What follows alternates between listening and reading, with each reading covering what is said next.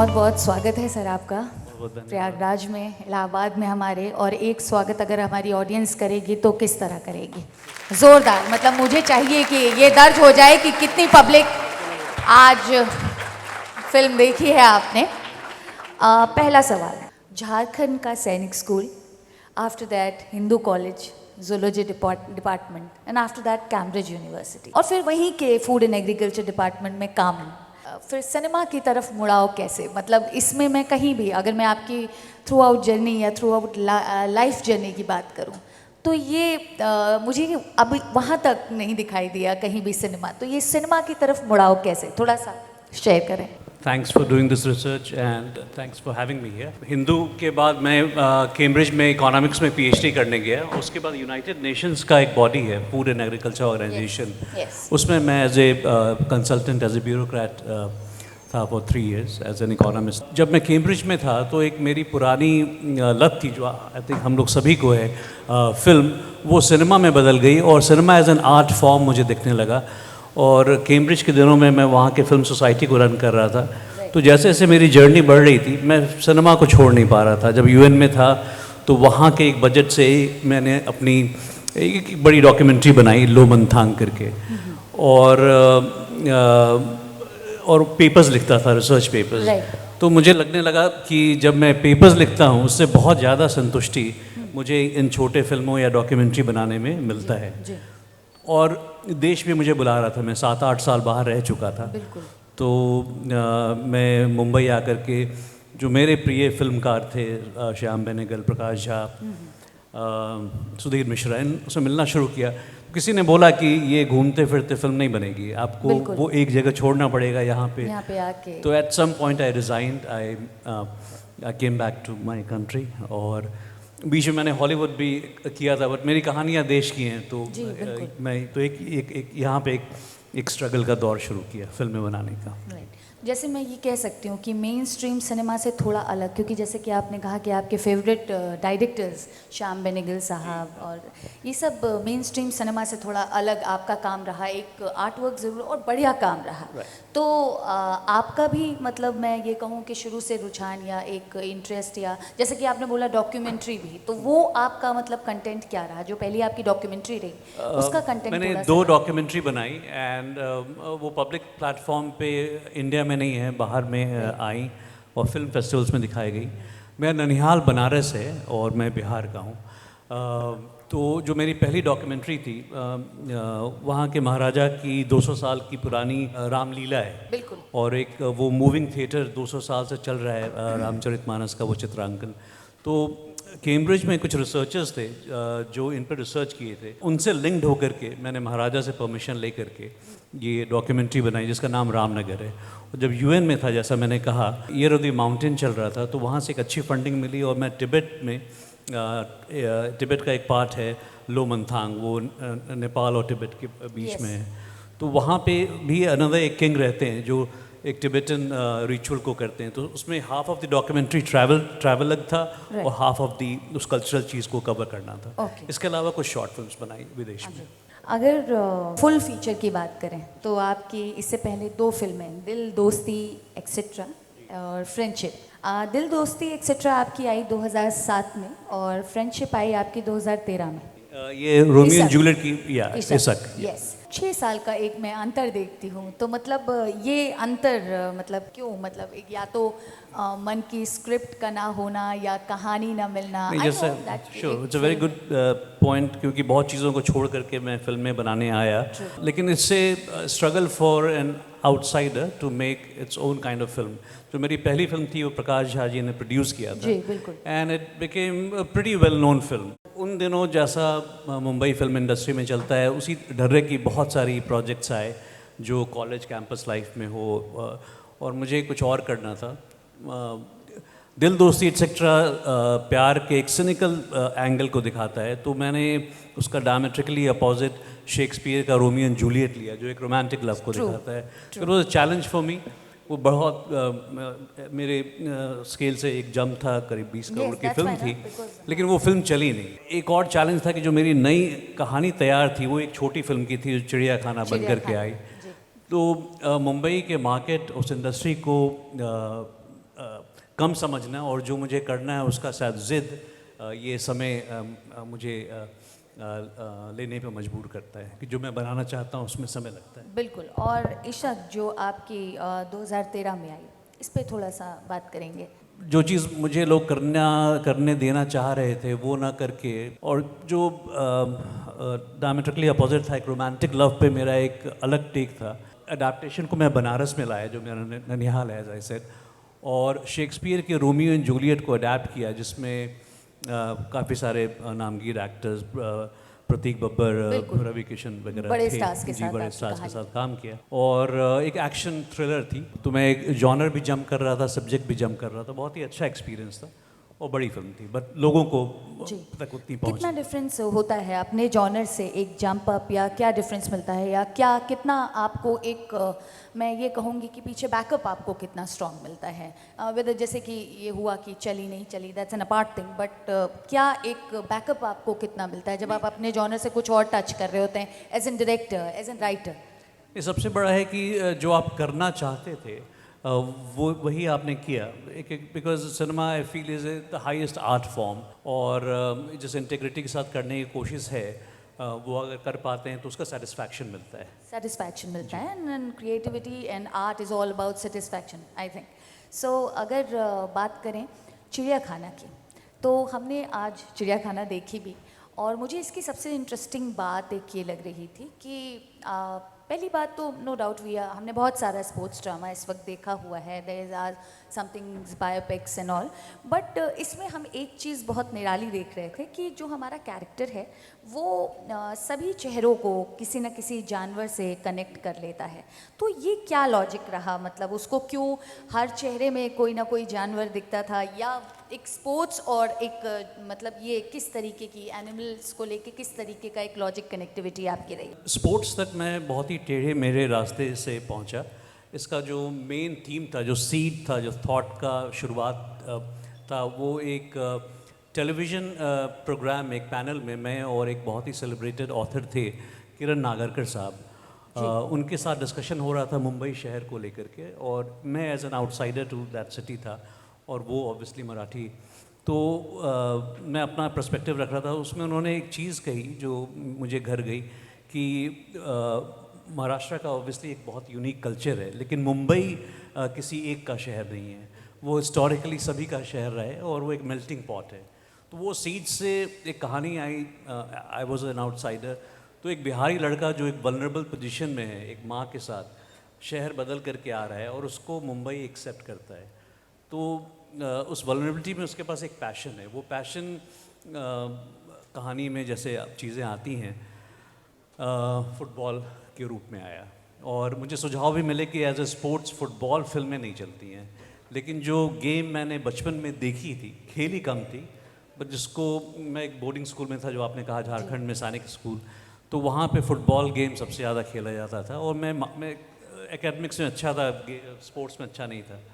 तो मार्जिन्स में रह करके जो गेम फैंटेसाइज करता था, जो शॉट्स मैं खेल नहीं पाता था, वो सभी शॉट्स इसमें डाले। मतलब जिसके दर्शक आप रहे, आपने दर्शक पूरी रहे। तरीके से उसको यूज़ जी, किया। तो वहाँ गेम नहीं खेल पाए और जी। इनको खिलाया। लेकिन मेरा सवाल फिर भी वही है कि जो एक कनेक्टिविटी जो आपने मतलब उसको हर फेस में एक, क्योंकि मैं देख रही हूँ आपकी जो पिछली 2 फिल्में हैं उसमें आपके साथ राइटर्स और भी रहे, लेकिन जो ये आपकी फिल्म है चिड़ियाखाना, इसमें निर्देशन के साथ साथ राइटिंग में पूरा श्रेय आपका है। नहीं, तो ये एक लॉजिक मतलब लाइक टू किस करेक्ट, तरीके से? तीनों फिल्मों में कहानी मेरी है, जी। लेकिन पटकथा में मेरे साथ को राइटर्स रहे। बिल्कुल। लेकिन टू आंसर दैट क्वेश्चन, जब जैसे कहानी आगे बढ़ी तो it's also a coming of age story.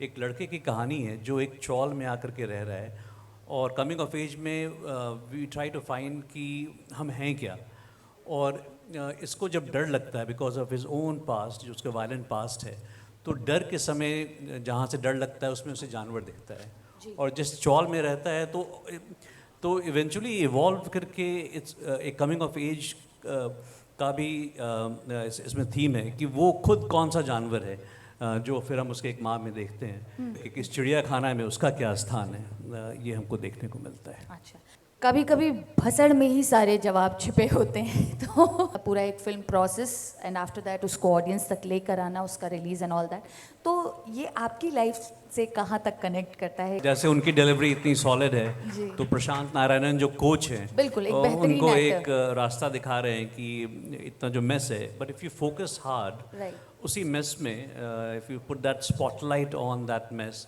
आपको उसमें सोल्यूशंस मिलेगा। ये हम सभी बिल्कुल। के लिए, as soon as we get focused, हमें उसमें सोल्यूशंस मिलना शुरू हो जाता है। राइट। जब हम अपना कॉन्सेप्ट जानते हैं, we are clear about our concept, तो मेन स्ट्रीम सिनेमा की बात अगर करें तो ये मेन स्ट्रीम सिनेमा की, मेन सिनेमा से हटकर मूवी बनाना, या इसमें कितना रिस्क या कितना मोटिवेशन है, या ये कितना ज़रूरी है मेन स्ट्रीम सिनेमा से थोड़ा कुछ अलग बनाना, कितना ज़रूरी है? मतलब सी एवरी फिल्म मेकर और सभी artist, even writers, they want an audience for themselves. True, लेकिन but they want to create art जो उनके सेंसिबिलिटी से मिले। तो मैं यहाँ भी आया हूँ और इतने लोगों को देख करके खुशी होती है कि फ़िल्म को देख रहे हैं और उससे कुछ एस्पेक्ट को उनको पसंद आ रहा है। मेन स्ट्रीम से मुझे कोई परेशानी नहीं है, बट जो एक मसाला फिल्म है, जो जिसमें मेहनत नहीं गई है, जो कहीं से कुछ उठा के पटक करके चीज़ें और नोन फेसेस डाल दिए जिससे कि 3 दिन में उनकी कमाई हो जाए, तो एक आर्ट फॉर्म, एक कमर्शियल चीज़ बन के रह जाती है। और उसमें इस तरह के फिल्म फेस्टिवल्स एक बहुत रोल अदा करती है, जिसमें एक वैरायटी बिना मार्केट कंसर्न से परोस सकती है, लोग उसको देख सकते हैं। तो वो सेटिस्फैक्शन मुझे नहीं मिलेगा अगर एक मसालिफाइड ऑलरेडी रिटन स्टोरी मैं लूँ और उसको सिर्फ मार्केट कंसर्न्स के लिए बनाऊं, जिसमें कुछ कह नहीं पाऊँ, जिसमें एक्सप्रेशन बहुत लिमिटेड हो। बिल्कुल। जब आपका कोई एक कॉन्सेप्ट है तो कॉन्सेप्ट बहुत सारी चीज़ों का है दिमाग में, तो उससे रिलेटेड रिसर्च कितना ज़रूरी है, या रुक के उस पर काम कितना ज़रूरी है? नहीं, बिल्कुल, जो कहानी अंत में दिखती है, जो बहुत लय के साथ चलते रहती है, वो एकदम ही एंड स्टेज है। जो उसकी बेस है, जो उसके थीम्स हैं, उसके कैरेक्टर्स हैं, अगर उनमें रिसर्च नहीं हो, जैसे फुटबॉल मैं पर्सनली बहुत कम खेलता हूँ, लेकिन मुझे मालूम है कि कुछ फुटबॉलर्स यहाँ आए हुए हैं, वो देख के बता पाएंगे कि जो चीज़ें हैं वो सही हैं या नहीं है। तो उसमें रिसर्च जाता है। जो बीएमसी जिस तरह से ऑपरेट करते हैं, बीएमसी स्कूल, तो बिना रिसर्च के, if the details, the God is in the details. True, the God is in the details, very markable line, please, and there is an applause, God in the details, and I love it.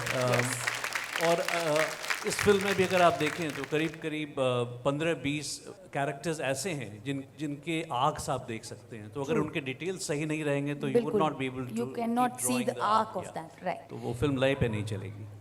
तो इस film के दो अच्छे बड़े actors की बात करें, एक प्रशांत नारायण साहब और दूसरे ऋत्विक सोहरे, अच्छा काम, दोनों ही बहुत अच्छा इस समय बेहतरीन काम कर रहे हैं। इनके साथ सिटिंग्स में या स्क्रिप्टिंग, जब जिस समय बात हो रही थी या कास्टिंग के दौरान, कितना रिलेट कर पा रहे थे ये लोग आपके मतलब स्क्रिप्ट से, या आप, या कैसे सूझा कि these are the characters who can fulfil our need और who can fulfil our hunger?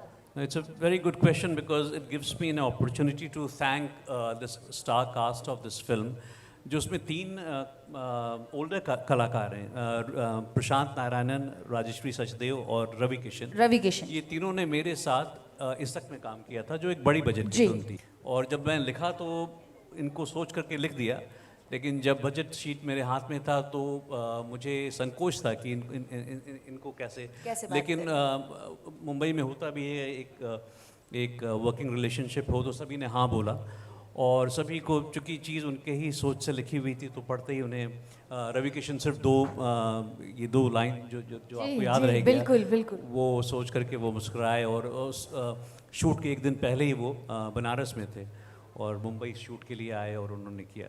तो एक पहले से एक वर्किंग रिलेशनशिप होने से जो यंगर सेट ऑफ एक्टर्स हैं वो बहुत चैलेंजिंग था। एक बहुत ही लंबे ऑडिशन प्रोसेस के बाद ये मिले। ऋत्विक, अगर आप जानते हैं तो वो पहले भी 1-2 स्पोर्ट्स फिल्म में आ चुके हैं। फेरारी की सवारी से उन्होंने शुरू किया था। ओटीटी का भी एक अच्छा नाम है, अच्छा नाम है। बट मेरे केस में चूँकि एक फुटबॉल फिल्म थी और बहुत डिफिकल्ट शॉट्स इनको प्ले करने थे, तो आई वॉज वेरी लकी कि he was also a good sportsman, जिनको करीब 1.5-2 महीने की हमारी ट्रेनिंग रही, and he was able to play all these shots. तो ऑडिशन प्रोसेस से यंगर सेट मिले, फिर मेहनत हुई, और they are born to be actors. So yes, true, they are born to be actor. किसी भी फिल्म का जो संगीत है और गाने जो हैं, फिर वो इतने ज़्यादा कनेक्ट आउट करके और कहानी में कहीं ना कहीं गुम हो जाते हैं, ये कैसे डिटेल होता है? जो हमारे बहुत ही टैलेंटेड म्यूज़िक डायरेक्टर हैं विवेक राजगोपालन, वो एक अलग टीम थी, और अनिल पांडे जी जो उनको साथ में काम करना था, बिल्कुल। वो मैं अपनी तरफ से ला के उन पे थोप दिया।